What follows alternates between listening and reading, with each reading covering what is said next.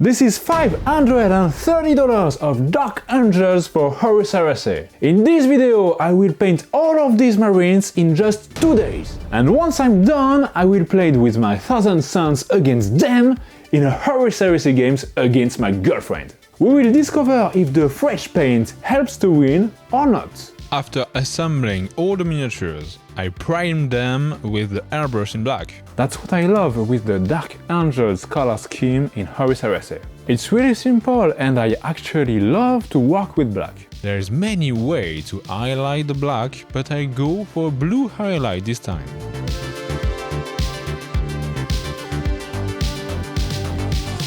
I use an airbrush for the first heavy highlight and then move on to the brush for the edge highlight. I make all the army at the same time. That's the best way to paint an entire army quickly.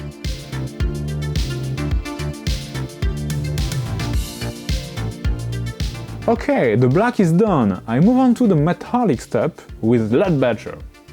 It's quite fast for the MK6 armor because they have pretty much no metallic parts. It's a little bit longer for the MK3 and the Cataphractii Terminators.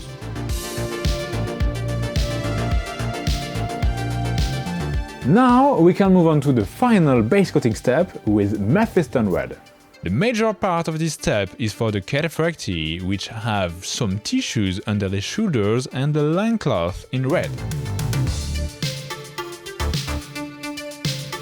Now I will start a step that will take me a lot of time for nothing. I want to try the green stuff World's textured rolling pin. So I bought them and read the instructions. I didn't have enough green stuff at the moment. And I didn't want to delay my project for 2 to 3 days. So I took Fimo paste instead. I cut some paste, rolled them and baked them for 45 minutes. Just like the instructions said. We will see the result later. Let's go back on the Space Marines with some red and leather.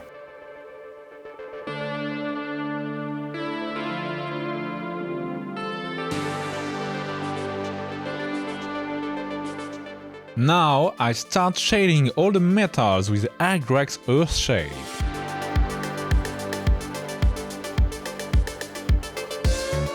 Then, when it's dry, I highlight all the metallics with Stormhost Silver.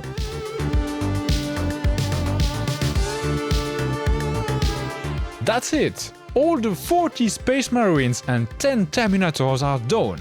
Okay, now it's time for the bases. Honestly, I knew that it was not going to turn out great, but I wanted to try it anyway. So I glued all the textures on the bases and painted them. After undercutting the bases, I dry brushed them to make it look like a city of rocks. I wanted to add some pigments after, but there was no way. You can see the problem here, the Fimo paste didn't dry flat. All the bases have some concave and they look terrible with gigantic holes between the rock effect and the plastic bases. So after that, I decided to create completely new bases. I go for a way safer option with the texture for my bases. I'm going to make some sand bases. It's easy, fast, always works, perfect.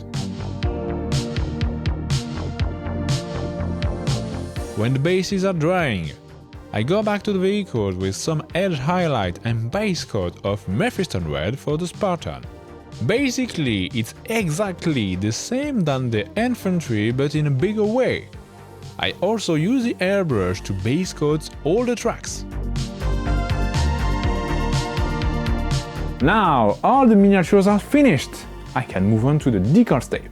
I've bought the Forge Wall decals for the Dark Angels. It's expensive, but it's really cool to unfetch it. I'm really a fan of the decals that I put on the Spartan. They looked really cool.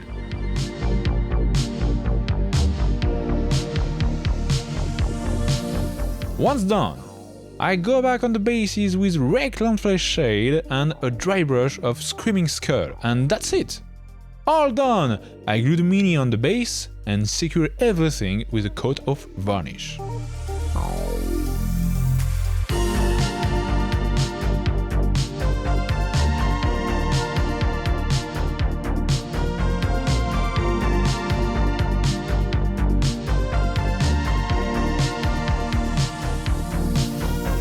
Now that the Dark Angels army is ready to fight, it's time for the first game ever of Horis Arase from my girlfriend.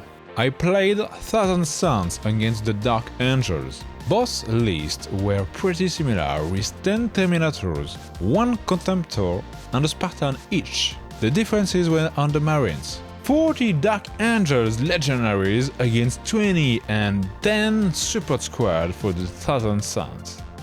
We played a homemade scenario called Rush to the Statue, which is explicit. The statue is here. The one who have the most miniatures in 6 inches at the end win. At my first turn, I move my vehicles in the center of the battlefield and shoot with the support squad. 3 dead Marines for the Dark Angels. What a brilliant first turn! My girlfriend goes straight in direction of the statue with the majority of the army. The Spartan takes the right in order to squeeze in my army. At the shooting phase, she managed to heavily damage my 2 rhinos and kill 1 marines for the support squad. Then, 10 legendaries successfully charged my closest rhino and destroyed it, but it doesn't explode. Sad. In my second turn, I spread the legendary from the undestroyed rhino to support the others who just disembarked. My Spartan moved to the left to shoot the Contemptor. The shooting phase was not very efficient, with 2 hull points removed for the Contemptor and 7 marine dead for my entire army shooting on them.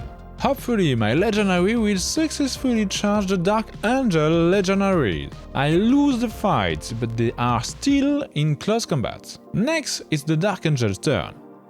The Terminators and character disembark from the Spartan in order to destroy the legionary from the back, and all the rest of the army go in the direction of the statue. At the shooting phase, the Spartan will destroy the last rhino and some bolter fire everywhere, and 2 space marines are dead. Not a big deal. At the assault phase, the Cataphractii charge the legionary and kill 4 of them right after. Unfortunately, the legendary failed their panic test and can't run because of the placement of the Terminators. They are all dead. Ouch. Turn 3 for the 1000 Suns, the Cataphractii and Ahriman disembark, and the Contemptor goes for vengeance of his brothers. The shooting phase was not really brilliant though. 1 Terminator is dead and 1 legendary. This is a list for first game, I had to be kind. The Ahriman squad charge and annihilate completely 10 legendaries, but nothing more was done by the 1000 Suns this turn. The third turn of the Dark Angels will be way better.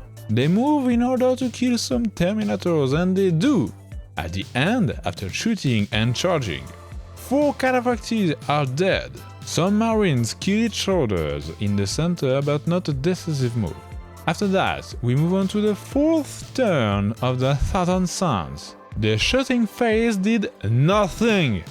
Terminators charge and annihilate the legendary in the center and claim the statue for the War Master.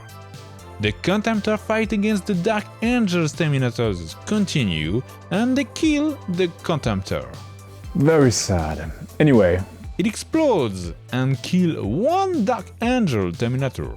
In their turn, the Dark Angels did absolutely nothing in the shooting phase. But the Terminators charge and destroy the last legendary 1000 Suns in the center of the map. That will be hard for the 1000 Suns Terminator in the future. In their 5th turn, they manage to kill mostly all the legendaries, but nothing more. The Cataphractii stay in position near the statue. The Dark Angels move in order to kill the Ahriman squad, and in a brilliant shooting phase, they manage to kill all the Terminators and even Ahriman. It's finished! The Dark Angels win the game by having way more miniatures in range of the statue. So, can we say that the fresh painted army is better? I think so.